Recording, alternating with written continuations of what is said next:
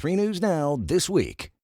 We're always looking for things in our culture that can tell the story of human history in different ways.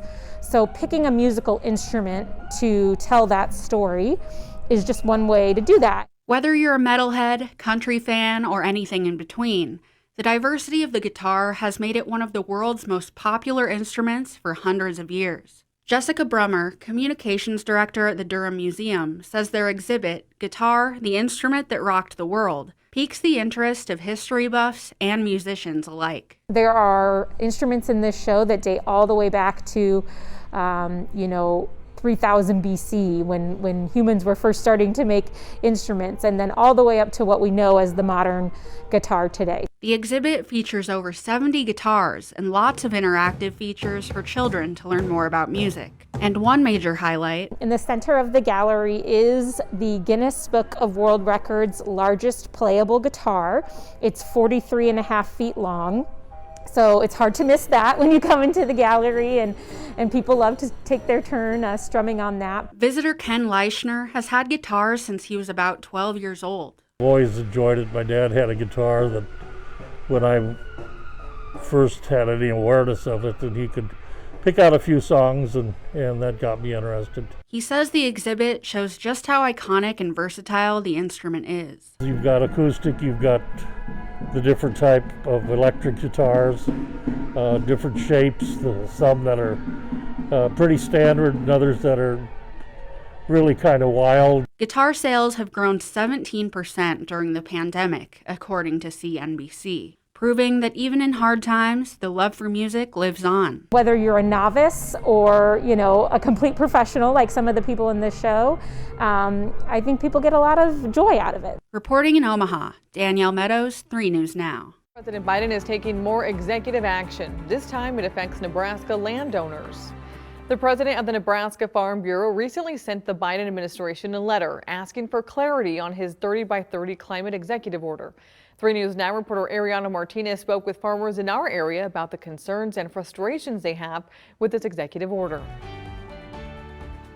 Farming seems mighty easy when your plow is a pencil and the nearest cornfield is over 1,000 miles away. The concerns Nebraska Farm Bureau has with President Biden's executive order on setting aside 30% of our land and water for conservation is that we really don't know what he means by either set aside or put it in the conservation. So we're asking for clarification from the administration. In the letter sent to President Biden, the president of the Nebraska Farm Bureau expresses his frustration with the communication the ag industry has received from the White House so far, stating given the lack of detail in the executive order itself, as well as Interior Secretary Haaland's inability or unwillingness to answer questions about the executive order during her confirmation hearing, more information on the executive order and its goals are desperately needed before any action by the administration be taken. At this point, we haven't received any correspondence from our letter and correspondence from our members asking the same question. So what could this executive order mean for farmers? Taken to the extreme would be the federal government coming in and acquiring private property and asking us or telling us that we have to do certain conservation practices on our property that we own or the water. And so that's the top of the concern, that there'll be a gross government federal overreach into private property rights. And how could this impact us? If we were to take 1/3 of the grazing land away in the state, beef would become very hard to find. If we were to take 1/3 of our row crop land out, the prices of commodities would be so high. Farmers have different conservation efforts in place so that their crops and livestock can flourish, such as windbreaks, terraces to keep water and soil from rolling down the hill, and cover crops to put nutrients back into the land, just to name a few. When it comes to agriculture in the Midwest is that during the summer and the peak of corn production, we produce 40% more oxygen than the Amazon rainforest. Farmers and ranchers in Nebraska urge the Biden administration to come visit these farms and ranches to see firsthand the conservation practices being used day in and day out, and allow them to have a seat at the table when talking about executive orders related to agriculture. In rural Washington County, Ariana Martinez, 3 News Now. Those with concerns about the plan could have more answers soon. The president has asked the secretaries of the Interior, Agriculture, and Commerce to submit a plan for executing the 30 by 30 by the end of this month. Breaking news this morning, a car spotted in the water of Carter Lake. And that's where 3 News Now reporter Kent Lutzen joins us now with the very latest. Kent?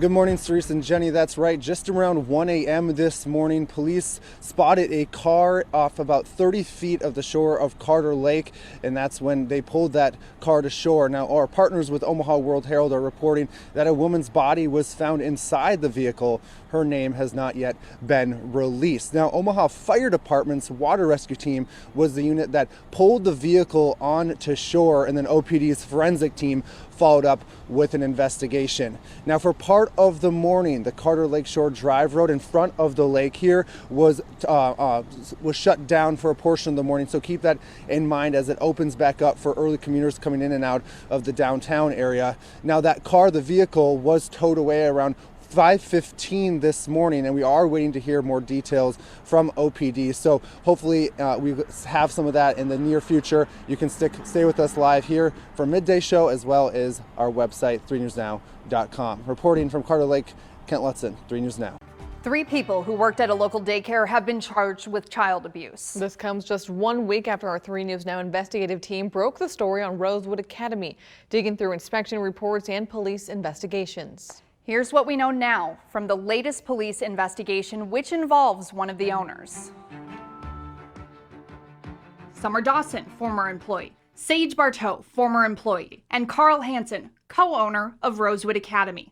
All 3 face a misdemeanor charge: child abuse, no serious injury. Omaha police say they started investigating back in January, when at least one parent called them to make sure they were aware Nebraska DHHS was investigating an incident from December 2020. That was the first time OPD heard about it. When they learned more about the incident, the Special Victims Unit got involved. Bartow, Dawson, and Hansen's files all have separate case numbers. We're waiting on OPD to provide us with copies of the incident reports for the 3 of them, but we do have 2 agreements signed between Rosewood Academy and Nebraska DHHS, stating Sage Bartow and Carl Hansen were not allowed to be alone with childcare children until an investigation was complete. Bartow's was signed in January, Hansen's was signed in February.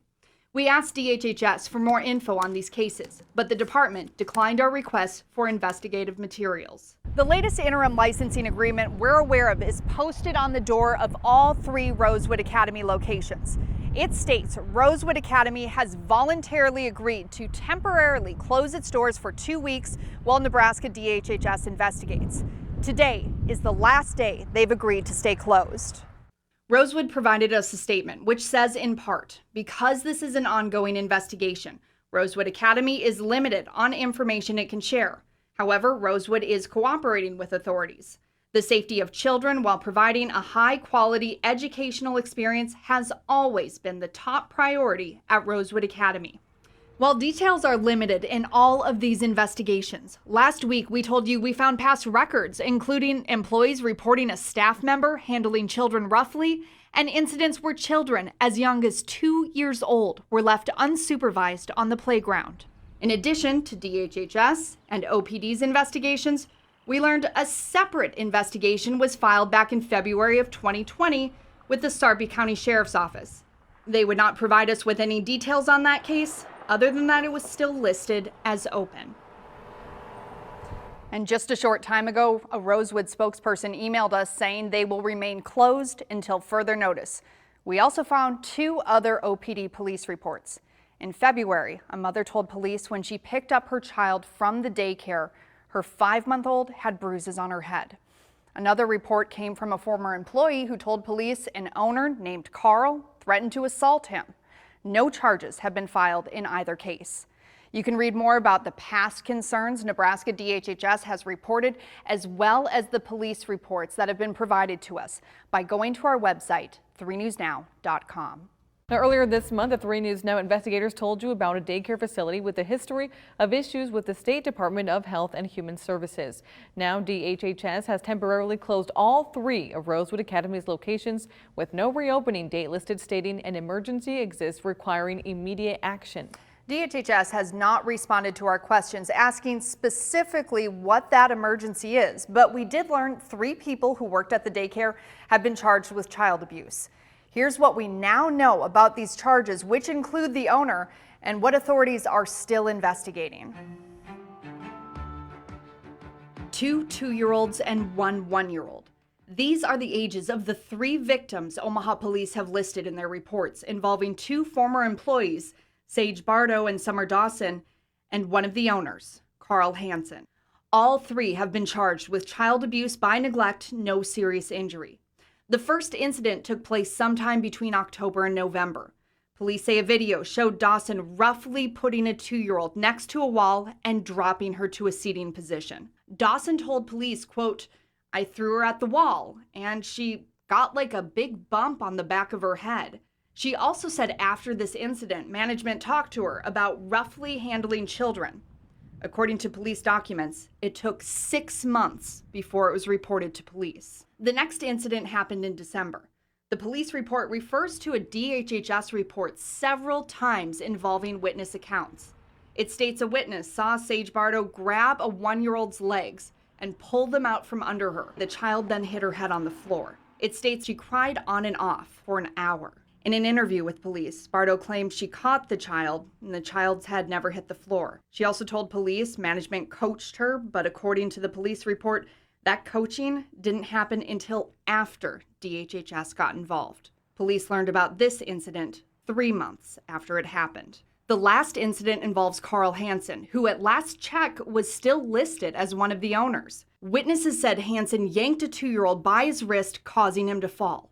That's when the report states Hansen grabbed the boy's foot or ankle and yanked him toward him while he was still on the ground. Witnesses told police he yelled at the boy, "I'm not doing this with you again," and grabbed him by the arm. A teacher said the boy's arm was red where Hansen pulled on him. 53 days after this incident, Rosewood sent out an email to parents saying in part, "No one at Rosewood Academy is under investigation for abuse of any kind." 1 day later, police received a report from DHHS about Hansen. 4 days later, all 3 locations were closed and have remained closed since. The Sarpy County Sheriff's Office says it is currently looking at 4 open cases involving the academy, with incidents as old as 2019 and as recent as March of this year. Crumbling concrete, fixtures that narrow the sidewalk,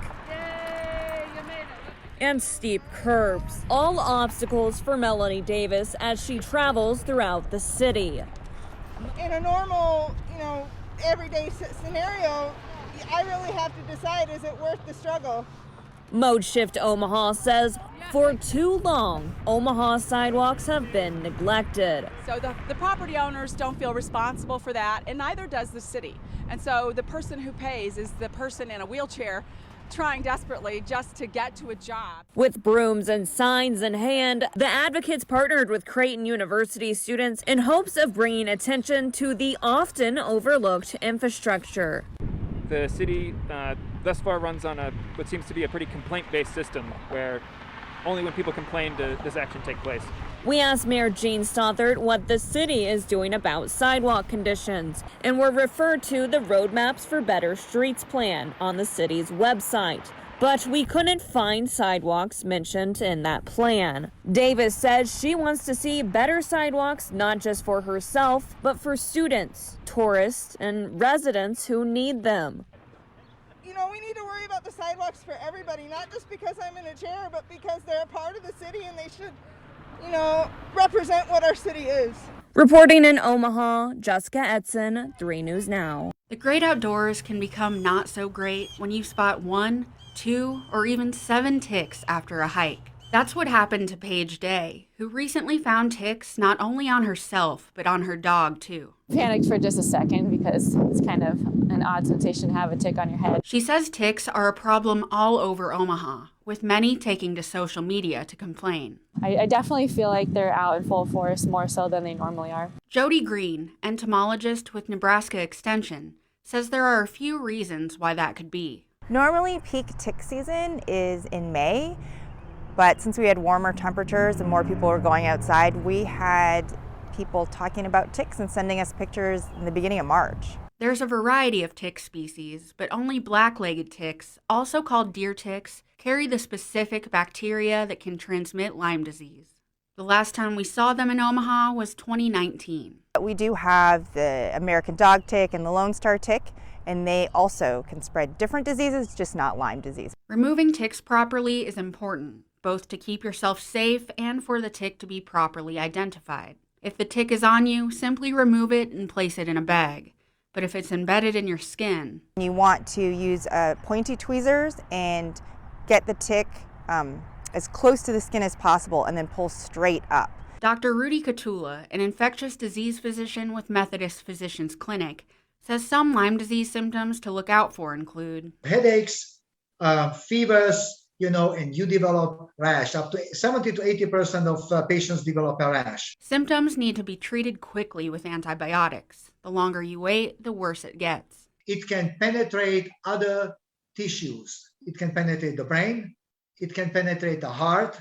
Okay. And it can penetrate the nerves. Dr. Catula says ticks shouldn't prevent people from enjoying nature, especially after a year of staying mostly inside. Please get outside, but educate yourself. Reporting in Omaha, Danielle Meadows, 3 News Now. Tonight, a group joined in solidarity to call for justice for Dante Wright, the 20-year-old black man who was shot on Sunday during a traffic stop in a suburb outside of Minneapolis. More than 50 people gathered at the corner of 72nd and Dodge. One man we talked to told us he's frustrated it happened again. I'm here because, like many people, I'm frustrated with reckless police behavior and lack of accountability and lack of prosecutions. For police officers to behave so recklessly at this time when the whole world is watching the situation in Minnesota, it just shows that there's a lot of trust that is lacking and should be lacking of the police department from many communities, not just Omaha, but around the country. Tonight's demonstration was peaceful. The superintendent of the Douglas County landfill was arrested today along with 3 other landfill employees and another person, all charged with criminal conspiracy. The Douglas County Sheriff's Office has confirmed what sources tell 3 News Now that those arrested have been accused of overcharging customers who dump waste at the landfill and then pocketing the difference. Mark Huntley, the landfill superintendent, was one of those arrested. The other 3 employees all worked as landfill scale house employees who allegedly altered weights to facilitate the overcharging. The 4, along with a non-employee who may have been involved in the alleged scheme, were booked in the Douglas County Detention Facility today.